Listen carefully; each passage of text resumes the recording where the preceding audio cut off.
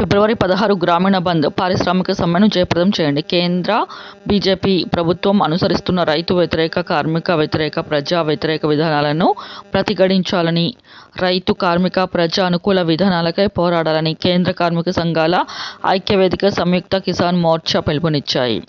ఫిబ్రవరి 16న దేశవ్యాప్తంగా గ్రామీణ బంద్ నిర్వహించాలని, పరిశ్రమలన్నిటిలో కార్మిక సమ్మె జరపాలని నిర్ణయించాయి. అన్ని రైతు సంఘాలు, కార్మిక సంఘాలు, అసోసియేషన్లు, ఫెడరేషన్లు, వినియోగదారుల సంఘాలు, వృత్తి సంఘాలు, ఉద్యోగ, ఉపాధ్యాయ, విద్యార్థి, యువజన, మహిళా, సాంస్కృతిక సంఘాలు గ్రామీణ బంద్ను, పారిశ్రామిక సమ్మెను జయప్రదం చేయాలని 6/2/2024 మంగళవారం ఉదయం 11 గంటలకు విజయవాడలో శ్రీ శ్రీ శ్రీ పవన్ ప్రిపరేటరీ సమావేశం కామ్రేడ్ ఎం.